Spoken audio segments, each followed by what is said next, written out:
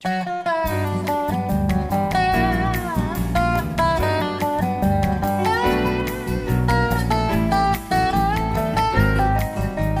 today we have an email from Ben Southgate from Anthem, Arizona. And Ben writes, I have an Atwood 6-gallon water heater. I can get the pilot light to stay on only while the button is depressed on the control valve.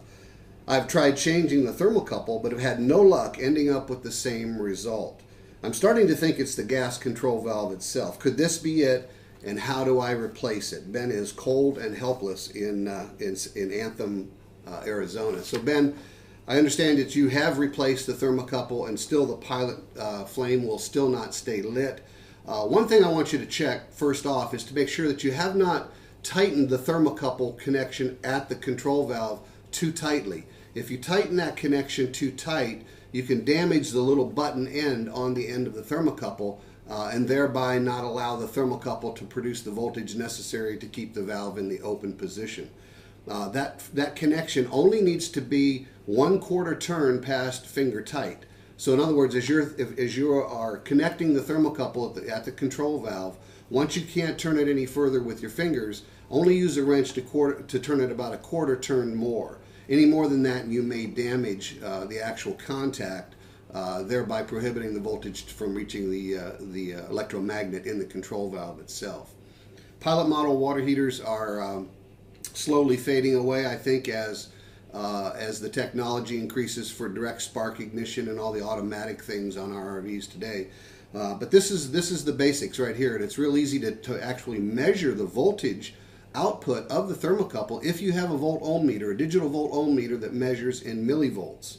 And you can bench test the output voltage by simply connecting your leads to the outside jacket of the water heater. Connect your negative lead from the meter just clamp it right on to the outside jacket of the thermocouple itself, and the positive lead from your volt-ohm meter goes to the very button itself where it connects to the where you would normally connect it to the control valve. You can measure millivolts. About 26 millivolts is what you'll want to measure on a typical water heater thermocouple. So you can check the thermocouple that you've now put in. After you made sure it's not too tight, you can take it out and bench test it, and that gives you a reference point for what the output millivoltage should be. If indeed the thermocouple is good, the new one is good, chances are the old one may still be good. You can again measure that output to see. If it is in the control valve, now what that millivolt output does from the thermocouple is power a little tiny electromagnet inside the control valve. That little magnet basically keeps the gas flowing through the control valve to the pilot flame. So if that pilot flame will not stay lit except only when you depress the button on the control valve, the problem is either the thermocouple, which you've already replaced, and now you can check to see it's putting out the correct voltage, or it's in the control valve itself. Now years ago, some of those electromagnets used to be replaceable on the control valve. Today I don't think they are. I think you have to replace the entire control valve. You've already reached that conclusion possibly yourself, so you ask if you can replace it yourself. Well, all that control valve is simply screwed into pipe threads into the inner tank of the water heater. That's the good news. It's just simply a pipe connection that you just remove and add some pipe sealant, approved for fresh water, obviously, because it is in the water heater. That's the good news. The bad news is you have to disassemble the front of the water heater as you look at it from outside the coach.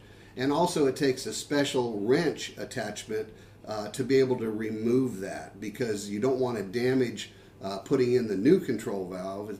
Really doesn't matter if you ding up the one coming out if it is faulty, but you certainly don't want to damage the new one. And the correct orientation is important when you tighten that control valve into the inner tank.